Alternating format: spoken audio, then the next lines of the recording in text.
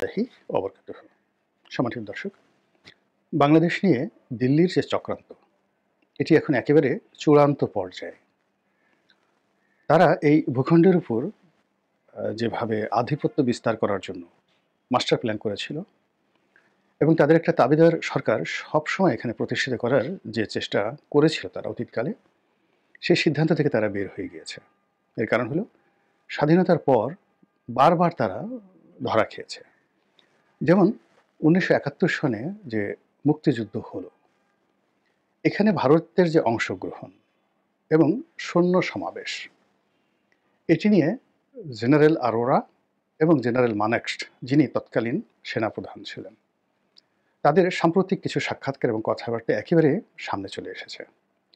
প্রথম ঘটনা হলো যে ইন্দিরা গান্ধী এখানে সৈন্য সমাবেশ করেছিলেন মূলত বাংলাদেশকে দখল করার জন্য, বাংলাদেশকে স্বাধীনতা দেওয়ার জন্য নয়। এবং এই বিষয়টি জেনারেল মানেক্সট, যিনি সেনাপ্রধান ছিলেন, বুঝতে পারেননি। তো যখন স্বাধীন হয়ে গেল বাংলাদেশ, এবং তখন জেনারেল মানেক্সের সঙ্গে ইন্দিরা গান্ধীর যাকে বলা হয় রীতিমতো বাকবিতণ্ডা শুরু হয়ে গেল। এবং তিনি বললেন যে একটা বাংলাদেশকে আপনি স্বাধীন করে দিলেন। তো এই যে তার এই বক্তব্য ওনার নিজের মুখের বলা, সাক্ষাৎকারে বলে, এবং ওনাকে নিয়ে অতি সম্প্রতি খুব একটি নামকরা বায়োপিক হয়েছে, সেখানে আপনারা দেখে নিতে পারেন। দ্বিতীয়ত, যখন বাংলাদেশ স্বাধীন হলো তখন দুটো সমস্যা দেখা দিল। প্রথম সমস্যা হলো ভারত বাংলাদেশের উপর যে আধিপত্য দেখাতে চাইলো, ওটা বাংলাদেশ সেনাবাহিনীর পক্ষ থেকে একটা বিরাট অংশ রিভোল্ট করলো মেজর জলিলের নেতৃত্বে, এবং সেখান থেকে জাসদের সৃষ্টি। দ্বিতীয় যে ঘটনাটা ঘটলো, বঙ্গবন্ধু আসার পর 10ই জানুয়ারিতে বঙ্গবন্ধু আসার পর, অর্থাৎ 16 ডিসেম্বর থেকে 10ই জানুয়ারি, এই সময়টিতে সেন্ট্রাল ব্যাংকের অর্থ, টাকা, কড়ি, সোনা দানা এবং বাংলাদেশ মিলিটারির বা পাকিস্তান মিলিটারির যে এই অংশের যে সকল সামরিক অস্ত্রশস্ত্র ছিল, সব ভারত কবজা করে নিয়ে গেছে। এবং আমাদের তখন দুটো শিল্প অঞ্চল ছিল, একটা ছিল চট্টগ্রাম কেন্দ্রিক, আর একটা ছিল খুলনা কেন্দ্রিক, মূলত পাটকল কেন্দ্রিক এই এবং জাহাজ নির্মাণ শিল্প কেন্দ্রিক চালনা বন্দরকে কেন্দ্র করে বিশাল একটা বাণিজ্য ছিল। আর ঢাকাতে তখন আসলে তেজগাঁতে এখানে ছোট ছোট শিল্প কলকারখানাগুলো ছিল। তেজগাঁ শিল্প এলাকা, ঢাকার কাছাকাছি হরদে গ্লাস ফ্যাক্টরি ছিল, আর আদমজি জুট মিল ছিল, টঙ্গীতে ছিল লতিফ বাওয়ানি জুট মিল। কিন্তু মূলত বড় বড় জুট মিলগুলো, শিল্পাঞ্চলগুলো তখন চট্টগ্রাম এবং খুলনা কেন্দ্রিক ছিল। আর নারায়ণগঞ্জে মূলত ব্যবসার জন্য, মানে ট্রেডিং ব্যবসার জন্য তখন বিখ্যাত ছিল। তো ভারতীয় সেনাবাহিনীর যারা কর্তা ব্যক্তি ছিল, তারা এই ডিসেম্বরের 16 তারিখ থেকে বঙ্গবন্ধুর ফিরে আসা পর্যন্ত এই সময়টিতে এমন কিছু কর্মকাণ্ড ঘটায়, যেটা নিয়ে এই মেজর জলিলদের মতো দেশপ্রেমিক যারা সৈন্যবাহিনী, তারা ভারতীয় আর্মির সঙ্গে সরাসরি কনফ্রন্টেশনে যেতে বাধ্য হয়। এটি ভারত স্বাভাবিকভাবে নেয়নি। দ্বিতীয়ত, বঙ্গবন্ধু যখন এলেন, তিনি একেবারে ম্যাজিক্যালি যাকে বলা হয় অন ফায়ার, মানে এয়ারপোর্টে নেমে তিনি একেবারে সবার আগে যখন ইন্দিরা গান্ধীকে বললেন যে বাংলাদেশ থেকে সৈন্য প্রত্যাহার কবে হবে এটা আপনি না বলা পর্যন্ত আমি এই প্লেন থেকে নামবো না বা আপনার সঙ্গে যাব না, আপনাকে এখন এখানে বসে স্বীকার করতে হবে। তো ইন্দিরা গান্ধীর মতো এরকম একজন যাকে বলা হয় পোড় খাওয়া এত বড় রাজনীতিবিদ, বঙ্গবন্ধুর এই যে প্রত্যুৎপন্নমতিত্ব, তার নেতৃত্ব, তার এই দেশপ্রেম, এটার কাছে তিনি রীতিমতো একেবারে ভ্যাবাচ্যাকা খেয়ে গেলেন, এবং তিনি বলতে বাধ্য হলেন যে আমি খুব দ্রুত আপনার যে সামনে জন্মদিন আছে, এই জন্মদিন থেকে আমি শূন্য প্রত্যাহার শুরু করব। ব্যাস। এরপর স্বাধীন বাংলাদেশে বঙ্গবন্ধুকে ইন্দিরা গান্ধী স্বস্তিতে রাখেননি। তার সঙ্গে এমন সত্যতা শুরু হলো, ফলে ইন্ডিয়ার মদদেই কিন্তু ছাত্রলীগ দুই ভাগ হয়ে গেল, এবং যাকে বলা হয় সেই বঙ্গবন্ধুর এগেনস্টে সিরাজ শিকদার, জাসদ, এই সমস্ত শক্তি, পূর্ব বাংলা সর্বহারা পার্টি, তারপরে শেষে আরও অনেক জনযুদ্ধ, এরকম যাকে বলা হয় আন্ডারগ্রাউন্ড পার্টি দাঁড়িয়ে গেল, বিশেষ করে ভারতের সীমান্ত অঞ্চলগুলোতে। নকশাল, যেটা বঙ্গবন্ধু এবং নতুন সরকারের পক্ষে এটা সামাল দেওয়া একেবারেই কঠিন ছিল, যেটা এখন এই মুহূর্তে ধরেন ডক্টর ইউনূস যেই কাজটি পারছেন না। তো যা হোক, ভারত চক্রান্ত করলো বঙ্গবন্ধুকে সরিয়ে দেওয়ার জন্য, এবং সেটা তারা সফল হলো। এবং পরবর্তীতে যারাই ক্ষমতায় এসেছেন, তারা প্রকারান্তে ভারতের দাসত্ব করে, আনুগত্য করে, এবং একে অপরের সাথে পাল্লা দিয়ে কে কত বড় দাস বা দাসী হতে পারে, এটার পরকাশটা না দেখে কেউ ক্ষমতায় যেতেও পারেনি, থাকতেও পারেনি। এটি হলো নির্মম বাস্তবতা। এবং তার সর্বশেষ বলি শেখ হাসিনা। অর্থাৎ তিনি ক্ষমতায় এসেছিলেন দস্তখত দিয়ে, ক্ষমতায় থেকেছেন দাসত্বের অঙ্গীকার করে, আর প্রতিটি মুহূর্তে চেষ্টা করেছেন দাসত্বের শৃঙ্খল ভেঙে ফেলার জন্য। এবং ভারতের চক্রান্ত, আমেরিকান যে চক্রান্ত, সেই চক্রান্তে তিনি এমন শৃঙ্খলা আবদ্ধ হলেন যে বাংলাদেশ থেকে তাকে শৃঙ্খলাবদ্ধ করে ভারতের একেবারে নাকের ডগায় এমনভাবে নিয়ে গেল যেমন লেন্দুফ দর্জিকে ভারত দিল্লিতে এনে রেখেছিল। এখন শেখ হাসিনার প্রত্যাবর্তন, তারপরে তার ক্ষমতায় আসা, ভারতের দখল করা, বাংলাদেশ স্বাধীন থাকে, এই বিষয়গুলো নিয়ে এমন বিশ্রী এবং বিদঘুটে আলাপ হচ্ছে দেশের ভেতরে, যা কিনা আমাদেরকে রীতিমতো আতঙ্কগ্রস্ত করে তোলে। সবচেয়ে বড় ব্যাপার হলো যে যখন কোনো একটা জিনিস কুক হয়, মানে রান্না হয়, তো সেই রান্নাটা কী রান্না হচ্ছে তার ঘ্রাণ চারিদিকে কিন্তু ছড়িয়ে পড়ে। বাংলাদেশে আগামী দিনে কি হবে এইগুলোর ঘ্রাণ কিন্তু গত 1 বছর ধরেই কিন্তু রাজনীতিতে, অর্থনীতিতে, আকাশে বাতাসে অশনি সংকেত রূপে ছড়িয়ে পড়েছে। যেমন আমরা যেটা দুর্ভিক্ষের দিকে এগুচ্ছি, এটা শেখ হাসিনা কিন্তু বলে গেছেন। তো তখন আমরা ঠাট্টা করেছি, মস্কারা করেছি। এখন আপনি ক্যালকুলেশন করেন যে আমরা আসলে এই যে শস্য আমদানি, শস্য উৎপাদন এবং এই গত 3-4 মাসে যে কয়টি প্রাকৃতিক দুর্যোগের মধ্যে পড়লাম, এর ফলে আমাদের যে অর্থহানি, ফসলহানি, প্রাকৃতিক বিপর্যয় থেকে শুরু করে যা কিছু হলো, আপনার কি মনে হয় যে আমরা এই পরিস্থিতি সামাল দিতে পারবো? প্রশ্নই আসে না।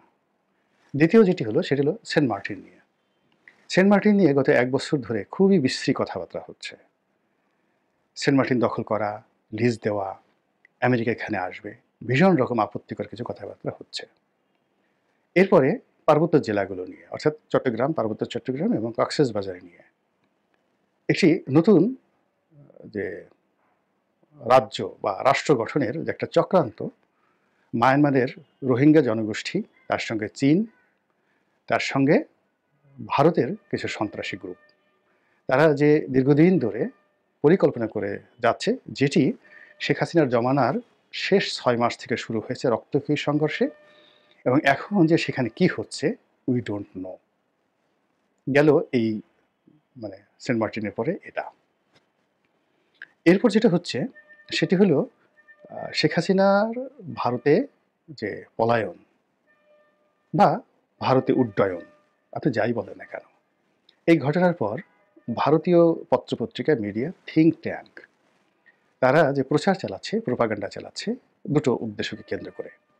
সেখানকার সিনিয়র যারা সামরিক জেনারেল থেকে শুরু করে পলিটিক্যাল অ্যানালিস্ট, সাংবাদিক, সাহিত্যিক, বুদ্ধিজীবী 10 মুখে ভারতীয় সরকারকে প্রলুব্ধ করছে এবং জনমত তৈরি করছে। ভারতীয় 130 কোটি জনগণকে তারা প্রলুব্ধ করছে যে পুরো বাংলাদেশ দখল করা ছাড়া তাদের হাতে কোনো বিকল্প নেই, এবং বাংলাদেশকে যদি দখল করা না হয় তাহলে ভারতের অস্তিত্ব থাকবে না, ভারত খণ্ড বিখণ্ড হয়ে যাবে। এবং আপনি চিন্তা করুন, বিশ্বের এত বড় একটি পরাশক্তি, এত বড় বৃহৎ প্রতিবেশী, এবং তার দেশের সর্বোচ্চ পর্যায়ের নেতৃবৃন্দ থেকে শুরু করে সামাজিক এক্সপার্ট যারা আছেন তারা, এবং দেশের সকল শীর্ষস্থানীয় নেতৃবৃন্দ এবং পত্রপত্রিকা যদি একযোগে এই প্রচারগুলো করতে থাকে, এবং বাংলাদেশের রাজনীতির যারা 35% স্টেক হোল্ডার, আওয়ামী লীগ, তাদের অন্ততপক্ষে 1 লাখ শীর্ষ নেতৃবৃন্দ যদি ভারতে এই মুহূর্তে আশ্রয় অবস্থায় থাকে, তাহলে এই ধরনের প্রচার এবং প্রোপাগান্ডা আমাদের জন্য কত বড় অশনি সংকেত, বিস্ফোরা, এটা একবার একটু ভাবার চেষ্টা করুন। দ্বিতীয় যে সমস্যাটা সেটা হলো তারা এক অংশ বলছে যে পুরো বাংলাদেশ তাদের দখল করতে হবে, আর অপর অংশটি বলার চেষ্টা করছে যে আমরা চট্টগ্রামকে আলাদা করে ফেলবো, এবং তারা একেবারে ম্যাপ দেখিয়ে বলছে যে চট্টগ্রামকে যদি আমরা বিচ্ছিন্ন করে ভারতের এই অংশের সঙ্গে অ্যাড করে ফেলি তাহলে ভারতের জিডিপিটা আমাদের এই পরিমাণ লাভ হবে, আমাদের এই ক্ষতি থেকে আমরা বাঁচতে পারবো, এবং আগামীতে আমাদের যে বিপদ বিপত্তি রয়েছে চীনকে কেন্দ্র করে, সেটি আমাদেরকে আর আক্রমণ করতে পারবে না। এবং এই কথা প্রকাশ্যে সারা দুনিয়াকে জানান দিয়ে ভারতের পত্রপত্রিকা এই প্রোপাগান্ডাগুলো চালাচ্ছে। আর অন্যদিকে কি হচ্ছে, চীন এই বাংলাদেশে তাদের নিজেদের অবস্থান বৃদ্ধি করছে।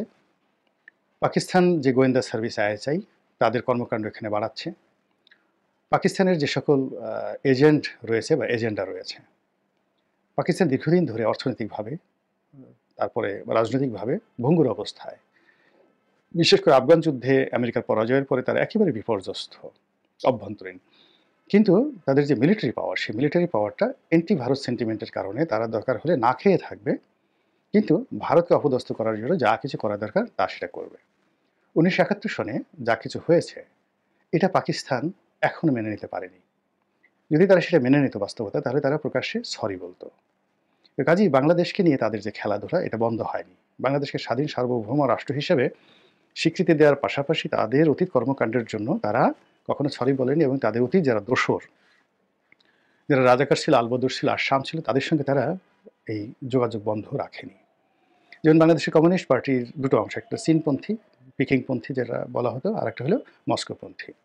তো এখন কি হলো, এই দুটো দলের সঙ্গেই কিন্তু এই রাশিয়া এবং চায়না অফিসিয়ালি তাদের সম্পর্কটা কাট অফ করে ফেলেছে। এখন রাশিয়া থেকে কোনো অর্থনৈতিক সাহায্য আসে না, পরামর্শ আসে না, পিকিং থেকেও আসে না, এবং তারা এই দেশের কমিউনিস্ট পার্টি যারা নেতৃবৃন্দ রয়েছেন তাদেরকে আর ওই আগের মতো স্কলারশিপ দিয়ে বিভিন্নভাবে তাদের দেশে নেন না। কিন্তু এই যে চীন এবং রাশিয়া যে কাজটি করেছে, সেই কাজটি কিন্তু পাকিস্তান করেনি। পাকিস্তান এখনও পর্যন্ত ৭১ সালে তাদের যারা বন্ধু ছিল, মিত্র ছিল, তাদেরকে স্টিল তারা মিত্র মনে করে এবং তাদের সঙ্গে সকল রকম সম্পর্ক রক্ষা করে এবং তাদেরকে লজিস্টিক সাপোর্ট এখনও তারা দিয়ে যাচ্ছে। তো কাজেই বাংলাদেশ নিয়ে যে পাকিস্তানের যে খেলাধুলা, এটা আবার এই সময়টিতে এসে শেখ হাসিনার পতনের পর নতুন করে কিভাবে শুরু হয়েছে তার কিছু নমুনা কিন্তু আপনারা দেখতে পাচ্ছেন। এর বাইরে আমেরিকার যে সেন্ট মার্টিন দ্বীপ দখল করা, লিজ নেওয়া, এটা খুব ছোট একটা ঘটনা। তার চেয়ে বড় ঘটনা হলো পুরো বঙ্গোপসাগরের যে নেভাল এরিয়া, এই এরিয়াটাকে তারা নিয়ন্ত্রণ করতে চাচ্ছে।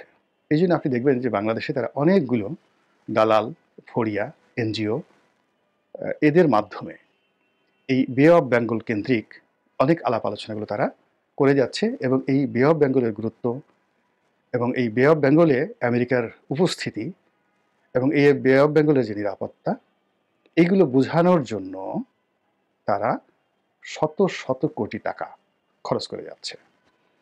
এবং এই খরচের মধ্যে হঠাৎ করে কোন দিন আপনি দেখবেন যে বাংলাদেশের মহিষীপণে আমেরিকার যুদ্ধজাহাজ এসে উপস্থিত হয়ে আছে, এবং এই কাজগুলো গত ১০ বছর ধরে ম্যাটিকুলাসলি আমেরিকার যে গোয়েন্দা সংস্থাগুলো করে আসছে, এবং তাদের অনেকগুলো এজেন্ট এই বাংলাদেশে আছে। এখানে মোসাদ কাজ করছে, এখানে র কাজ করছে, সিআইএ কাজ